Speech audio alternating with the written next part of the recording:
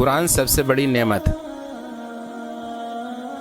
قرآن اللہ کی طرف سے انسانوں کے لیے سب سے بڑی نعمت ہے۔ اے نبی، کہو کہ یہ اللہ کا فضل اور اس کی مہربانی ہے کہ یہ چیز اس نے بھیجی، اس پر تو لوگوں کو خوشی منانی چاہیے۔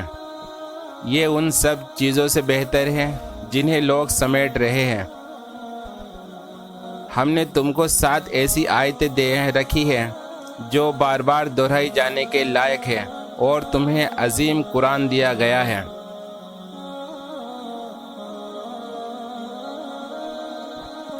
قرآن سے بڑھ کر کوئی دولت اور نعمت نہیں ہے۔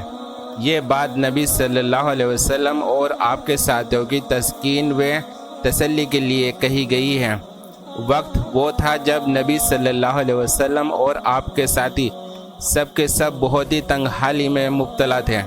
نبوت کے کام کی بھاری ذمہ داریاں سنبھالتے ہی نبی صلی اللہ علیہ وسلم کی تجارت لگ بھگ ختم ہو چکی تھی، اور حضرت خدیجہ رضی اللہ عنہ کی پونجی بھی 10-12 سال کے عرصے میں خرچ ہو چکی تھی۔ مسلمانوں میں سے کچھ کم سن نوجوان تھے جو گھروں سے نکال دیے گئے تھے۔ کچھ کاریگر یا کاروباری تھے جن کے کاروبار اس وجہ سے بالکل ٹھپ ہو گئے تھے کیونکہ ان سے کسی طرح کا لین دین بالکل بند کر دیا گیا تھا، اور کچھ بیچارے پہلے سے ہی غلام یا نوکر چاکر تھے جن کی کوئی مالی حیثیت نہ تھی۔ اس کے ساتھ یہ بات بھی تھی کہ نبی صلی اللہ علیہ وسلم سمیت تمام مسلمان مکہ اور اس کے آس پاس کی بستیوں میں بہت ہی مظلومی کی زندگی گزار رہے تھے۔ ہر طرف سے طعنے سن رہے تھے، ہر جگہ سے رسوائی، نفرت اور مذاق کا نشانہ بنے ہوئے تھے، اور دلی و روحانی تکلیفوں کے ساتھ ساتھ جسمانی تکلیفوں سے بھی کوئی بچا ہوا نہ تھا۔ دوسری طرف قریش کے سردار دنیا کے تمام نعمتوں سے مالا مال اور ہر طرف کی خوشحالیوں میں مگن تھے۔ ان حالات میں کہا جا رہا تھا کہ تم مایوس کیوں ہوتے ہو؟ تم کو تو ہم نے وہ دولت دی ہے جس کے مقابلے میں دنیا کی ساری نعمتیں بیکار ہیں۔ رشک کے قابل تمہاری یہ علمی و اخلاقی دولت ہے، نہ کہ ان لوگوں کی دنیاوی دولت جو طرح طرح کے حرام طریقوں سے کما رہے ہیں اور طرح طرح کے حرام راستوں میں اس کمائی کو اڑا رہے ہیں، اور آخرکار بالکل کنگال ہو کر اپنے رب کے سامنے حاضر ہونے والے ہیں۔ قرآن ماننے والوں کے لیے ہدایت، شفا اور رحمت ہے۔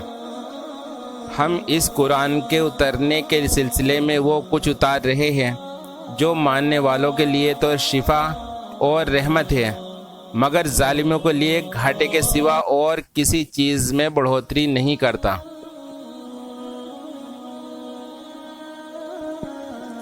یعنی جو لوگ اس قرآن کو اپنا رہنما اور اپنے لیے قانون کی کتاب مان لے، ان کے لیے تو یہ خدا کی رحمت اور ان کے تمام ذہنی، نفسانی، اخلاقی اور سماجی روگوں کا علاج ہے۔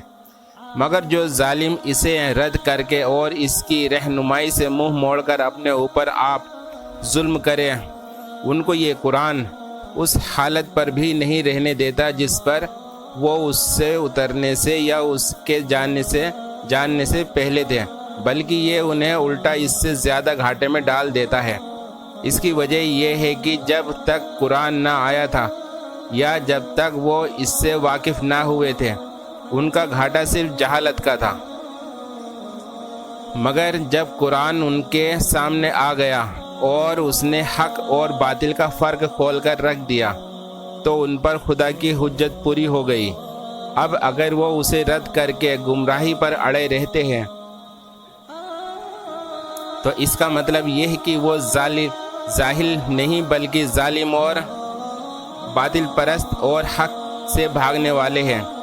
اب ان کی حیثیت وہ ہے جو زہر اور تریاق، زہر کے اثر کو ختم کرنے والی دوا، دونوں کو دیکھ کر زہر چننے والے کی ہوتی ہے۔